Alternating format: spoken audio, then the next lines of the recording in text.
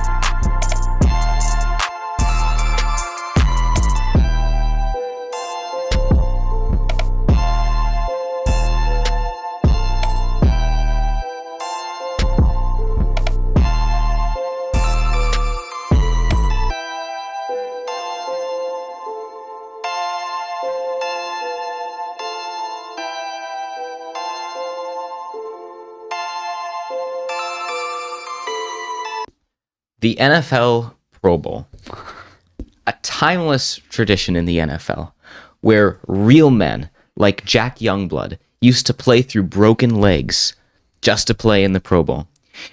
Even if they were playing in the Super Bowl a couple of days later, real men would play in the Pro Bowl just because it was a real honor. Nowadays, we get the Pro Bowl where we have kick-tack-toe and flag football as the main event.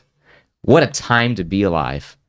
I remember I didn't watch the Pro Bowl back in 2006 because I was only 2 years old at the time. But I'm sure all of you have seen the clip of Larry Allen benching 225 pounds 43 times because that used to be an event in the NFL Pro Bowl. And now, you get move the chains. Really exhilarating. In case you couldn't tell, I am not a fan of the Pro Bowl, but Debbie is forcing me to do a recap episode about it. Sure. It's news. News. And we're also going to cover a lot of news and our predictions for who will win certain NFL awards this year. We hope you guys enjoy. Welcome to K&A Football.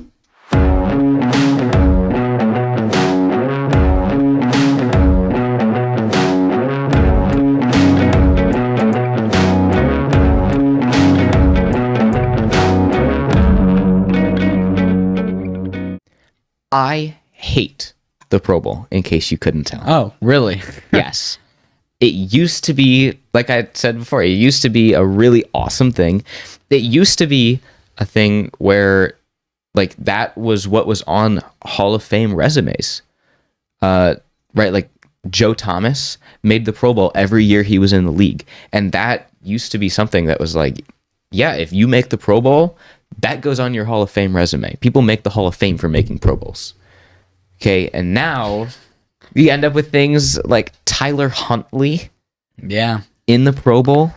What is that? I seriously don't understand the point of that is how we even get players into the Pro Bowl anymore. I feel like there should be like a special committee that decides, and it shouldn't be like the fans voting and then the coaches voting. What are your thoughts on the Pro Bowl, Kadin? I mean, I agree with you. It is really, I mean, it was really cool. Not only just back then, but even the last like 10 years ago, like 5 years ago, it was all right. Back when like I remember, I don't know how many years ago it would have been, but like there's like that play that you see in all those like highlight videos where someone throws it to the end zone and like Brent Grimes, who is a corner, he like rips it out of the receiver's hands in the back of the end zone. Like all these crazy good like memorable moments from the Pro Bowl, and now you got like you said, flag football and kick-tac-toe and relay races, and like, okay, like, yeah, I'm sure it's still fun for the players, and they're getting, the fans that are there get to see these players and get autographs, and the players are getting money and they get to hang out with the other players, but like, it's not anything like it used to be. Nobody really watches it anymore. It's just an event. Next year, it's gonna turn into like laser tag or something stupid, but like you said, Tyler Huntley, how was he in the Pro Bowl? I literally could not tell you.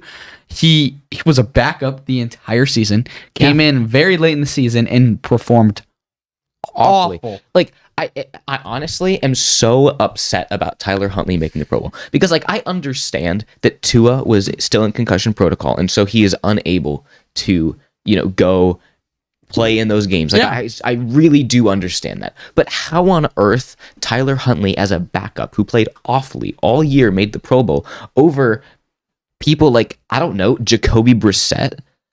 Like there are better quarterbacks in the AFC, but if you're gonna go with a backup guy, let's go with the guy that actually did something all year. Or I could name you countless quarterbacks. These were the AFC Pro Bowl quarterbacks. You got Trevor Lawrence, deserving. He had a great season. Tyler Huntley, like we said, very undeserving. And Derek Carr, who literally got benched late in the season. A lot of people aren't talking about him making it either. That was also it makes no sense how the voting even goes anymore. It's almost like it's just a popularity contest at this point. Yeah. With what team has the most fans and who's just going to meme this guy into the Pro Bowl. He sucks, but he's a fan of this team, and it would be funny to see him get in. So let's get him in. It's really dumb. I really like like you said, Derek Carr, Trevor Lawrence, Tyler Huntley. Okay, where's Patrick Mahomes? Patrick Mahomes is in the Super Bowl. He's in the Super Bowl, so fair enough. Where's Joe Burrow? Where's Josh Allen? Yeah, where's Herbert? Where's your boy Herbert? Where's Lamar Jackson? I understand he's hurt, but like, why? Like, how is Tyler Huntley in over him? I don't really like the Pro Bowl. In case you couldn't tell. Right now, I understand. The events, like we've said, were really dumb. I mean, you got kick-tac-toe. You got jump over a wall and dive under a table relay race between Brian Burns and Myles Garrett, which Brian Burns did win in that one, just so you know. I didn't watch that event. Neither did I. I saw it on Instagram. I didn't spend any of my time watching the Pro Bowl. But yeah, one of the things I did see was Derek Carr. He was, like we said, he was in the Pro Bowl, and he was in the precision passing event, which that one has been an event for a couple years now. I do actually enjoy that. Yeah, there are a couple events that I do enjoy. Yeah, that's a more common. Oh, dodgeball is a very good event. That's probably the best event that they ever have. They have it every year. They should just do dodgeball, 100-yard long dodgeball. Yeah, for sure. But Derek Carr, he almost could use this as like a showcase to teams around the league. Like, hey, I'm gonna be available soon. Like, let's show them what I got. And it's a weird opportunity, and it's really looking like, yeah, that's what he did. He played incredible in the precision passing. He was making like every throw possible. And then after the game, I'm sure you saw it. Right. They were interviewing him, and they asked him something about it, and he said something like, what did he say? Like, so he scored 31 points, which is more than anyone else in the event. He scored 31 points. And they were like, you've played a lot of games in Las Vegas because obviously he was a member of the Las Vegas Raiders. You played a lot of games in Las Vegas. You were here in Las Vegas. How did that like affect you going into this? And he's like, well, I haven't thrown like that in a long time, which is probably why I'm not going to be in Vegas very long. Which is like fun. It's like, he recognizes that he hasn't performed at a high enough level for a while, so it's fun that he poked fun at himself as well. Yeah, but then the game itself, I will say, it was flag football. I mean, it's not going to be nothing great. but it was a lot better than last year and the year before. I will say I didn't watch it. Yeah. But like the things I saw on Instagram, like the clips, it looked competitive. It looked like they actually were trying to win. At the end of the game, there was like a little scuffle. Like the coaches were mad because like they thought that the game shouldn't be over because of like they need it, and that's technically running the ball and that's not allowed or something. But it looked like it was kind of competitive. I mean, there was fun moments that happened. I still didn't watch, but I mean, no one's really going to watch the Pro Bowl at this point. Yeah. While I dislike the idea of flag football in the Pro Bowl, it is better than what it has been in the last couple of years where, you know, players don't tackle, right? It's basically just hug football. Yeah, it's 2-hand tap. Right. It's so bad, but they still wear all their pads and everything, and it just looks like the worst thing ever. So I do kind of enjoy like the flag football aspect, I guess, where it's like, okay, yeah, now you can run, now you can actually make an effort. So there is that to be said for it, but overall, not the greatest event. Yeah, we do have more things to cover, so we'll try not to spend too much more time on this. The NFC did win in this game. So. Right, the NFC did end up winning, and their head coach, I guess, of the event. Yeah. Well, both coaches were the Manning brothers, which I think was a fun thing to pick, right? Yeah. Right. Eli Manning played his whole career in the NFC and Peyton in the AFC. So I feel like that was a good choice. NFC obviously won, meaning that Eli Manning got absolutely flowered with praise for his amazing coaching. But more importantly than that, speaking of flowers, if you want to get ahead of the game for Valentine's Day and order your Valentine's Day flowers, you need to check out our friends at Prince Florists. Get ahead of the game by reserving your Valentine's Day flowers today. Prince Florists in Canton is now accepting reservations for roses and custom bouquets, so you can be the hero when the big day arrives. Avoid the stress of last-minute shopping and make sure your special someone knows how much they mean to you. Place an order at princeflorist.com. That's PRINTZ florist.com. Make sure you click the link in our bio to order today. Yeah. So now we'll jump right into the next segment we got ready. The news. There was a lot of news. I mean, more than normal in the last couple of days. Yes, exactly. Right. We were kind of talking before this, and we were like, you know, how are we going to fill an episode about the Pro Bowl? And fortunately, the football gods smiled upon us and said, well, you know what? We can take care of you for that. And they sprinkled a whole bunch of news into this last week. Hopefully they can do that all off season because it's gonna hopefully. But I'm sure everyone listening to this has heard by now. If not, you live under a rock. Tom Brady has retired again on February 1st. Again. 1 year later. No, this is not the 2020 episode. We didn't have one. This is the 2023 episode. Yes, Tom Brady did officially retire for good. Was his words. Obviously, the undisputed GOAT. If anyone's arguing that, they're trying to clown you and just argue. Yes, Harold. Yeah. I mean, anything. I mean, he was undisputed best player, Hall of Famer, obviously. Yeah, obviously first ballot Hall of Famer. Yeah. I mean, I think it's dumb that he even has to wait 5 years. I mean, when it's a player like that, just induct him this year. Yeah. I mean, I understand why you do have to wait, though, because that's like, okay, you've officially retired, right? Yeah, you're not obviously back, Tom Brady, if they would have just done it last year, he would have just been playing again. So it's like, I understand that, like, for 5 years out of the league, you're not playing again. But the 2020, what'll it be, 2028 class is going to be kind of insane. You're going to have, obviously, J.J. Watt. He's going to be first ballot.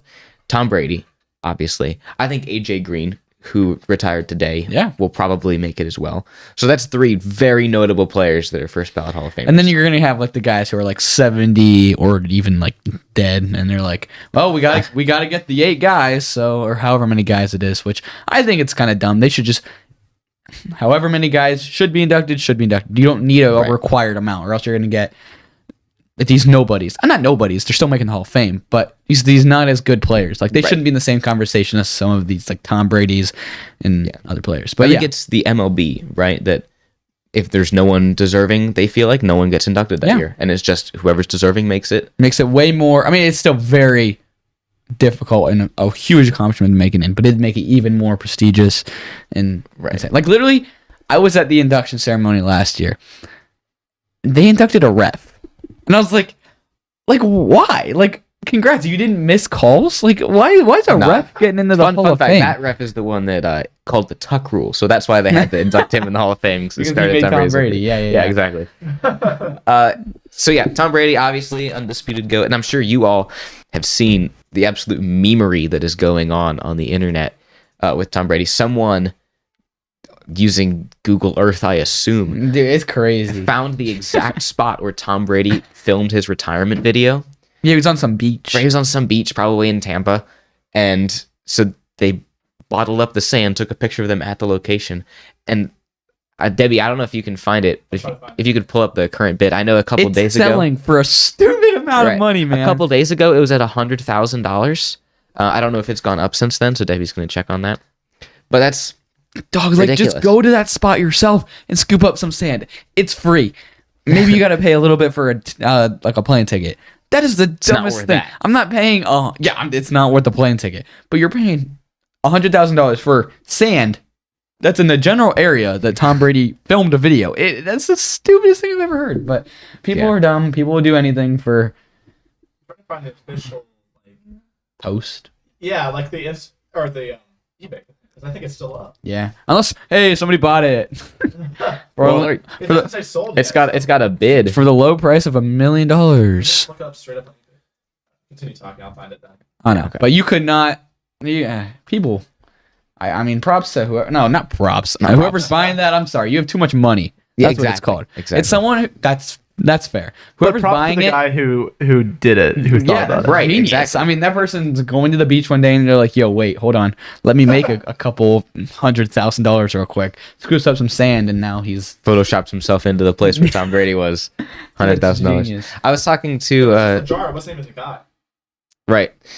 I was talking to some people the other day, and the same thing is happening with it's kind of the same thing with LeBron. There's This more. This is a Oh, I know what you're. this Yeah. is obviously There's a new listings. new listings. What? Okay. Wow, because they're probably going back to the location and getting more. Let me see. Give me a second.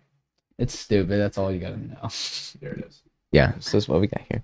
Oh, we got So More this Tom is Brady one beach sand. here. Oh, that one's pretty cheap. Only $250. Right, that's not good. But 10,000. Like, that's dumb. And that one has a bid. You're telling me someone bid $10,000 for sand. yeah, there's the one for 99,000. This looks like someone just zoomed in. Plus $510 for shipping. Right. Why would you even put that there, man? Debbie, you want to place a bid? We can get it for the set. Oh, what's that right here? That's $100,000 genius. for the set. No, that we have to get the real No, thing. but would you just say that it's Tom Brady sand? Like, that's so dumb. How do they? Whatever. But, Yeah. But like I was saying, obviously people are paying ridiculous amounts for this. LeBron James is set to break the break the all-time scoring record 5 days left. in the NBA. Is it? Yeah, 5 days left right here. Nice. Yeah, we have 5 days to decide whether or not we want to buy authentic Tom Brady sand. It's an absolute memory. There's so many now. I mean, it makes sense. 99 cents. Yeah, buy the 99 cent That's a one. bargain. Just reposting the picture. Yeah, none of these are real. I know. It's so dumb. Yeah, LeBron James set to break the scoring record, and so there are tickets selling up to $95,000 to go to that game to watch him break the The scoring people record. paying that much money are just like the millionaires who have too much money, then they know what to do with. So Yeah, it's ridiculous. Yeah. Some more news of this week. Probably like one of the bigger pieces of news. Obviously, Tom Brady is the biggest. But Yeah.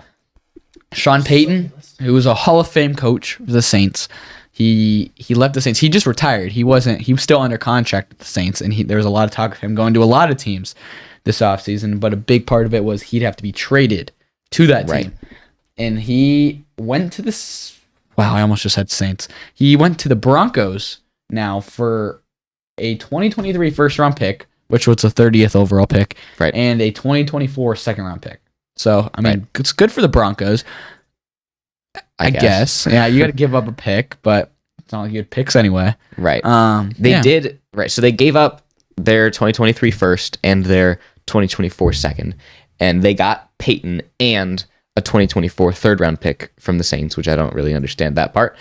But now, obviously, after giving up all of that capital, they now obviously have to contract Peyton Yeah. and now pay him to do the job, which estimated that he'll be paid somewhere in the ballpark of $18 million a year for a 5-year contract.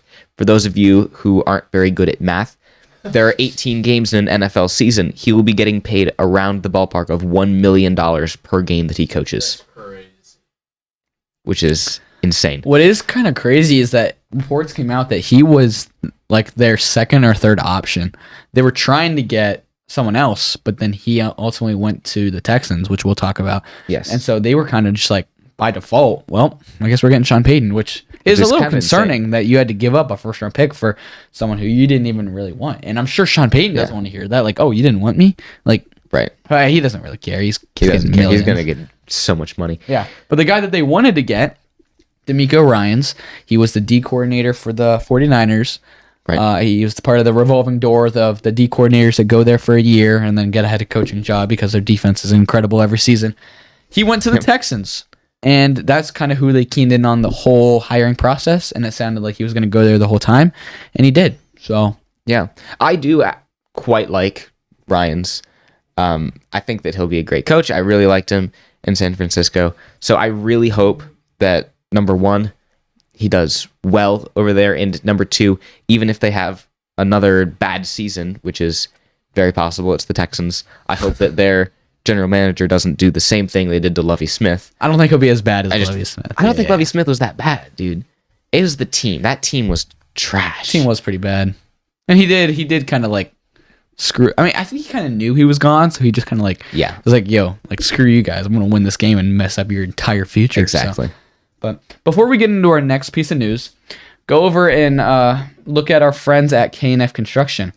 K&F Construction has been serving the Northeast Ohio community for over 16 years, specializing in composite decks. K&F Construction takes the time and effort to provide the service and product that you deserve for your home. You can call K&F Construction today at 330-575-2465 for a free estimate. Again, that's 330-575-2465. You can also visit kfdex.com, which is linked in the description. K&F Construction. Let us build your dream backyard. So there was a lot of coaching news this week, and there's like 3 more things that we still haven't covered. The Colts are the only team that still haven't hired their coach yet, and it's reported that they're now going on their 3rd round of their hiring process. And one of the candidates that's in that 3rd round is Jeff Saturday. Yeah, you have no idea how concerned this makes me, Kadin.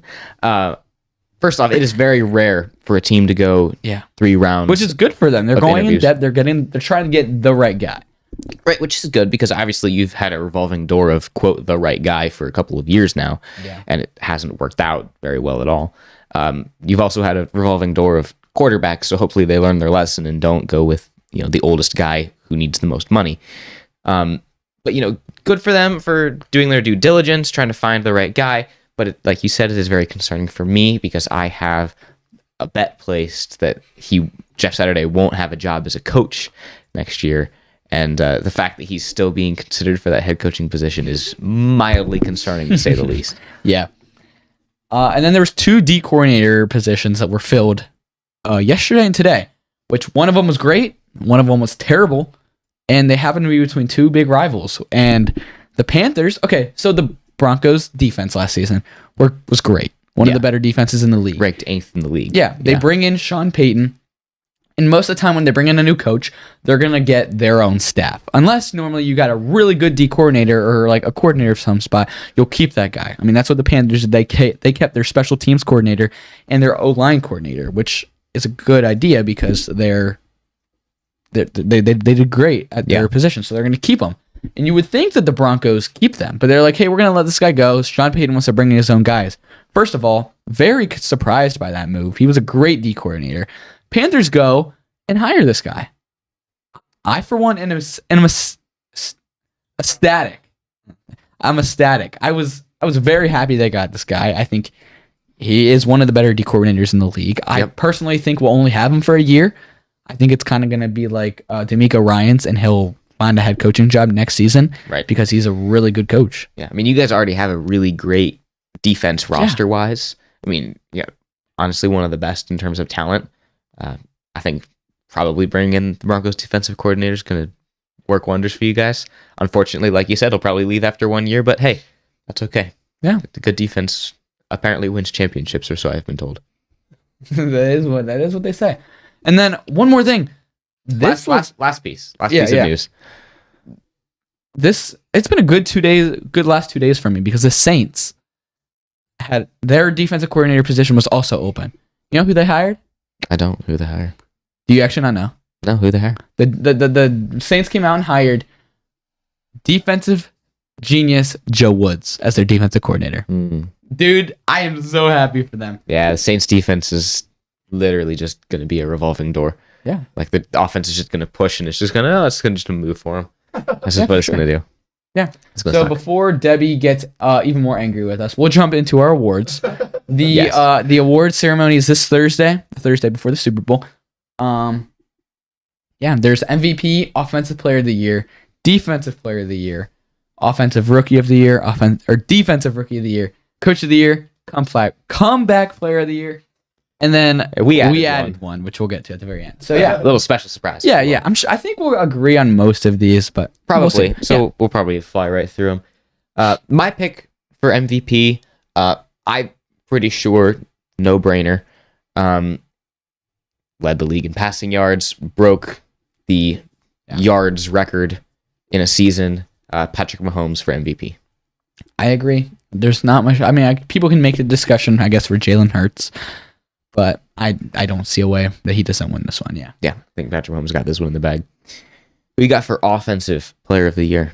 This is also kind of a no-brainer for me. The last couple seasons, it's kind of been a wide receiver dominated award. Yep. And you see one of the best wide receiver seasons ever, and I don't see how you don't give it to him. So I think it's going to easily be Justin Jefferson. Yep. I got him too. Yeah. Justin Jefferson, 1,800 receiving yards on the year. Almost got to that 2,000 receiving yard mark, which would have been insane. Missed it by a little bit, but probably going to win Offensive Player of the Year. What about Defensive Player of the Year? Again, in my mind, no brainer, man. Led the league in sacks with 15.5. I'm going to go Nick Bosa. We got all the same picks. I mean, Nick Bosa he missed some games early in the season, and yet he still led the league. He was still just a dominant force whenever he was out there. I don't think it's much of a discussion. Yep. Who you got for Offensive Rookie? This one might be different. I don't know what you're going to go with. There's a lot of people that you could say. You could say Kenneth Walker. You could. You could say Chris Olave. Definitely. You could say Garrett Wilson. Mm-hmm. You could say Brock Purdy. You could. That's a far-fetched one, but there's an argument to be had. Yeah. I think I'm going to give it to Garrett Wilson. He was... with the quarterbacks he had there, and the numbers that he still put up, it was great. And I think he's going to be a great receiver for so long. Yep, that's exactly what I have. Yep. I thought if there was one we were going to differ on, I was like, this could be the one. Yeah. Nope. 1,100 receiving yards in your rookie year. Only 4 touchdowns, but you did have Zach Wilson and Mike White as your quarterbacks the whole year. So really great numbers with terrible quarterbacks. Right. And then the Defensive Rookie of the Year, this should be an easy one. I think he's a little bit overhyped and overrated because of the media and his name and all that. But he still is a great player. I think Sauce Gardner. Yep. For the Jets. I mean, he was a lockdown corner this year. He went to the Pro Bowl, but that doesn't really mean anything, as we talked about. But it is. I mean, to win awards as a corner is really hard. Yeah. Because literally the best way to, I guess, be the best corner is for nobody to know you exist, right? Because if you're getting cooked every play like Trayvon Diggs, and it's like, oh, yeah, there he goes again. You get a bunch of interceptions, but you get cooked all the time. Mm-hmm. The best way to be a good corner is for no one to know you exist. But, I mean, everyone does know he exists because he's got the name Sauce, and so that obviously... And he plays on the Jets. So fair enough. Yep, Defensive Rookie of the Year for sure. Yeah, and then Coach of the Year? I feel like we're probably going to agree on this one, too. I'm going to go with the guy who went ahead and led his team, who was supposed to win negative games this year, all the way into the playoffs. I'm going to go Brian Daboll. Oh, I thought you were going to say Pete Carroll, and I was like, really? No, yeah, I'm also going Brian Daboll. Pete Carroll definitely deserves discussion. Same as Mike Tomlin, I think. They were both had great seasons with very little. But Brian Daboll, that team has been terrible for so long, not making really any changes, and you get your team to the divisional round. Yeah. And then I'm going to ask you about this one because I honestly have no idea. Comeback Player of the Year. Look, I really don't understand this award. Me and you were talking about it earlier. Like we look it up and we don't know. We just see who's favored, but we don't know what it means. I think it's like who either doesn't play or is hurt. Like, and then Right. I think there's one of two people that'll win. It'll either be Geno Smith because he's been a career backup and then played great this season, or Christian McCaffrey Oh, really? because he hasn't played the last 2 seasons. And now he came and he was healthy all season, led his team, helped lead him to the NFC Championship.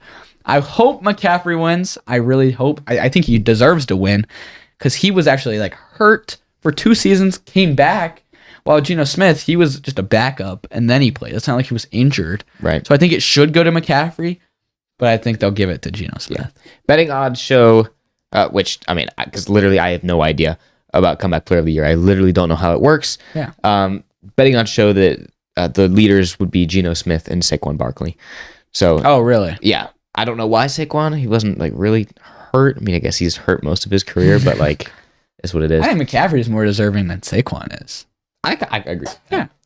All right. And then last on our agenda, before we close it out here, is Oh, yeah. one that we have added, They should definitely add in the real which awards. I think should be an award. And I don't know what that award would look like. Maybe a big thumbs down or something.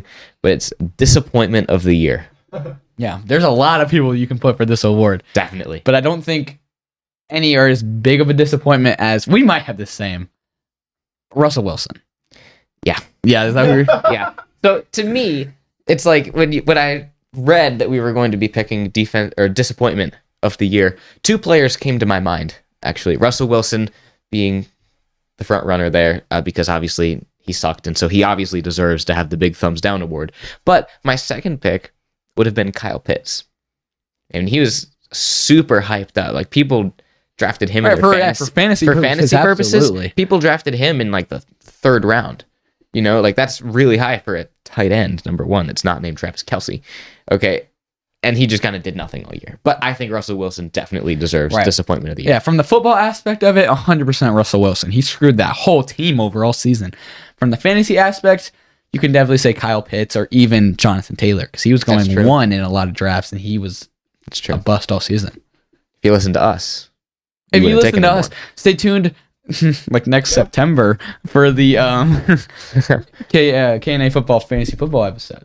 Yeah. We were right on like On literally much all of them. them. Other Yeah. than the Giants. You could have taken one guy from the Giants and you would have been fine. Yeah. I forgot we said that, but yeah. Anything else you want to say? No, that's it. All right. Yeah. Thank you for listening to this episode of the K&A Football Podcast. Next episode will be the Super Bowl Pick'ems, which is crazy that we are already to the Super Bowl. It's sad. It's exciting, but we're getting closer. So stay tuned for that episode coming out later this week. Thanks for listening. Thanks for watching this episode of K&A Football. You can listen to our podcast wherever you get your podcasts, and we're also active on Instagram, TikTok, and YouTube Shorts. If you made it this far in the video, thank you. You're a real one. We'll see you next time.